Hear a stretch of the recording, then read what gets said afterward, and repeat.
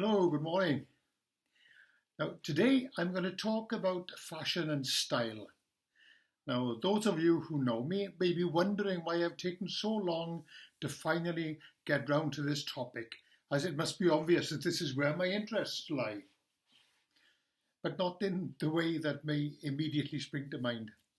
No one in their wildest moments of flattery could accuse me of being a style guru, because I'm not. But we all seem to be interested in styles and fashions and the way they change over time. It has to do with design of all sorts of things, changing to adapt to different circumstances, sometimes in the most trivial and subtle ways, and some are more noticeable than others. Not only do we notice these things, we also conform to them, and they quickly become integral to our lives. Take, for instance, the clothes we wear.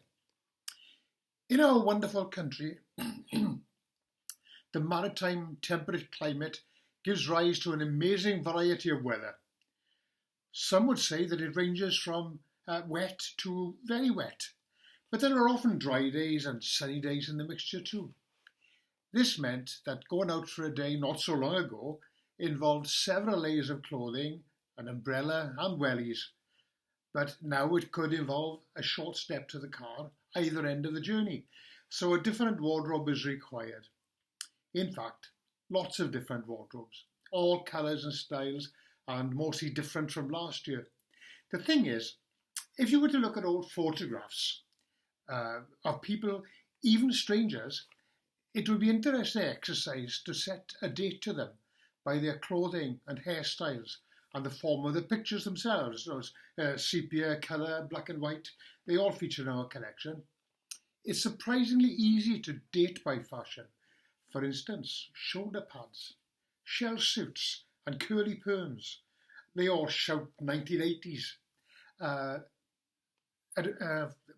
there again, winkle pickers and Beatles haircuts and B5 hairdos, they all do for the 60s. You can probably think of lots and lots more than that. If clothing fashions are so easily dateable, what about furniture and things like, sanitary ware?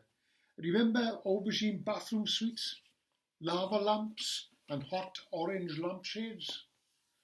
Now, fans of bargain hunt know that silver can be dated precisely by Hallmark, but those subtle little fashion changes in style are almost as obvious without any noticeable advantages in utility. But the questions arise of why these things change when there is no practical reason for doing so. Why are we slavishly buying new stuff before the old stuff is worn out? Who decides what's in vogue and what's not? I can sort of see the point of upgrading for the sake of improved comfort, reliability, or economy, but someone cleverer than me will have to explain why her uncle's old fishing coat suddenly became a must-have fashion icon for a 17-year-old girl to wear in the 80s. Suddenly it was fashionable, and everyone wanted beaten-up old barber coats with patches. Of course, I suspect the reason for all this is because we want to look our best to the world and to ourselves. It is the way we have of identifying ourselves to each other, making a statement, and it feels good to be up to date when everyone else is. But there are still some who prefer to stick to what they know, through stubbornness or justified frugality, comfort and familiarity. They will not make the fashion industry rich, but there are plenty who will, and good luck to them. Now, someone was making a living knocking out beads in the Stone Age, and they're still doing it. Bless them. Well, enjoy your coffee and cake. Don't forget to phone your friends.